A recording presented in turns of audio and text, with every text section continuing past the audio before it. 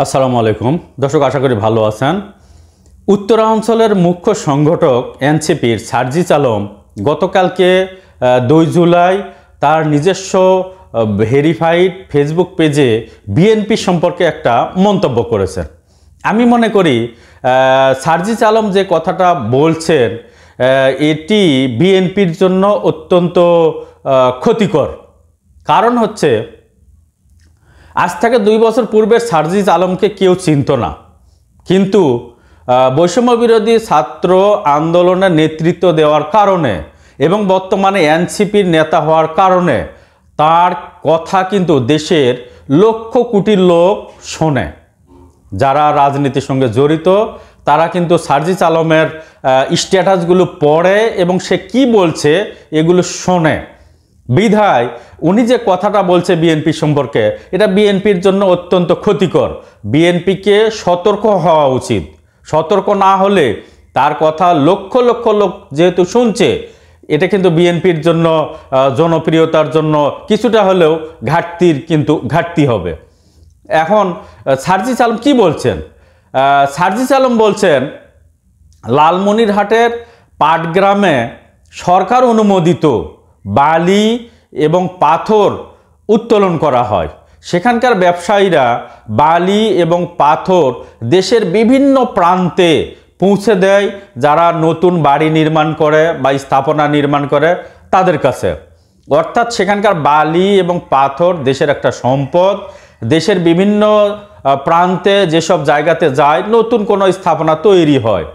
কিন্তু এই যে বালি আর পাথর যখন ট্রাকে করে নিয়ে যাওয়া হয়, বিভিন্ন জায়গাতে বিএনপির নাম করে, স্বেচ্ছাসেবক দলের নাম করে 500-1000 টাকা চাঁদা দাবি করা হয়, চাঁদা তোলা হয়, এমন অভিযোগ পাওয়া গেছে। এই অভিযোগ যদি সত্য প্রমাণিত হয়, এটা বিএনপির জন্য কিন্তু চরম ক্ষতিকর। সারা বাংলাদেশে 2-4 জন বিএনপির নাম করে যে চাঁদা তুলছে, পুরা বিএনপির ভাবমূর্তি নষ্ট করছে। আমি বিএনপির নীতি নির্ধারণী ফোরামের কাছে অনুরোধ করব, সারা দেশের যে কোনো প্রান্তে বিএনপি হোক বা স্বেচ্ছাসেবক দলের হোক বা যুব দলের হোক, যে কেউ কোথাও যদি বিএনপির নাম করে চাঁদা তোলে, তাৎক্ষণিক ব্যবস্থা গ্রহণ করার জন্য বিনীত অনুরোধ করছি। তাৎক্ষণিক তাদের দল থেকে শাস্তি দেওয়ার জন্য অনুরোধ করছি, দল থেকে বহিষ্কার করার জন্য অনুরোধ করছি। বিএনপি এখনো ক্ষমতায় যায়নি। তারা যদি এই ধরনের অপকর্ম করে, পুরা বিএনপির ভাবমূর্তি নষ্ট করবে, তারেক রহমানের ভাবমূর্তি নষ্ট করবে। তারেক রহমান কত কষ্ট করে 15টি বছর এ দলটিকে টিকিয়ে রেখেছে। আজ তার কর্মীরা যদি এরকম অবস্থার সৃষ্টি করে, দেশে বিএনপির কিন্তু কিছুটা হলেও ক্ষতি হবে। কারণ সার্জিস আলমের কথার প্রমাণ পাওয়া যাচ্ছে। সার্জিস আলম বলছে যে লালমনিরহাটের পাটগ্রাম উপজেলা নির্বাহী অফিসার ইউনো স্যার, উনি স্বেচ্ছাসেবক দলের 2 জন চাঁদাবাজকে গ্রেপ্তার করে এবং তাকে ছাড়িয়ে নেওয়ার জন্য পাটগ্রাম উপজেলার বিএনপি, স্বেচ্ছাসেবক দল, যুব দলের শত শত কর্মী থানাও ঘেরাও করে তাদেরকে উদ্ধার করে, তাদেরকে ওখান থেকে ছিনিয়ে নেয়। এখন কথা হচ্ছে, যদি বিএনপির কোনো নেতাকর্মী বা স্বেচ্ছাসেবক দল নেতাকর্মী যদি চাঁদাবাজের সাথে জড়িত না হতো, তাহলে তাদেরকে ছাড়িয়ে নেওয়ার জন্য বিএনপি, স্বেচ্ছাসেবক দল, যুব দলের ছেলেরা কেন থানা ঘেরাও করলো? এরপরে লালমনিরহাট জেলার এসপি সাহেব, উনি হাতীবান্ধা উপজেলায় ফোন করে, ওখান থেকে এক্সট্রা কিছু প্রশাসনের লোক, পুলিশের লোক চায়।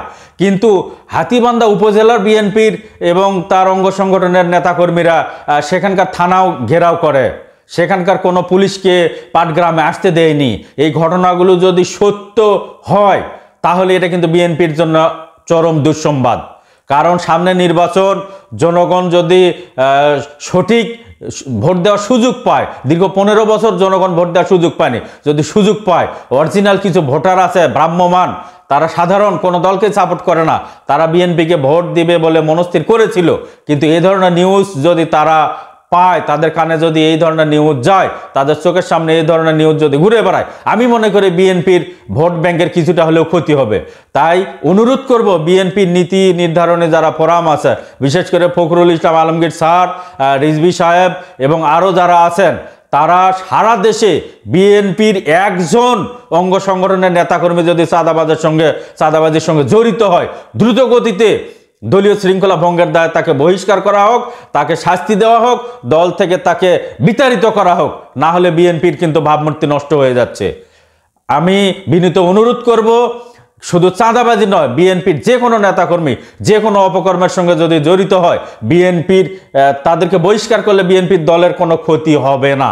বিধায় অনুরোধ করব নীতি নির্ধারণী ফোরামকে, যারাই অপকর্মের সঙ্গে জড়িত দ্রুত গতিতে তাৎক্ষণিক তাদেরকে বহিষ্কার করার জন্য বিনীত অনুরোধ করে আমি আমার কথা শেষ করছি। ভালো থাকবেন, সুস্থ থাকবেন। আমার ভিডিওটি যদি ভালো লাগে শেয়ার করবেন, আর যারা সাবস্ক্রাইব করছেন আমার চ্যানেলটি তাদেরকে স্যালুট, আর যারা করেননি তারা সাবস্ক্রাইব করে আমার সঙ্গে থাকবেন। অসংখ্য ধন্যবাদ। আসসালামু আলাইকুম।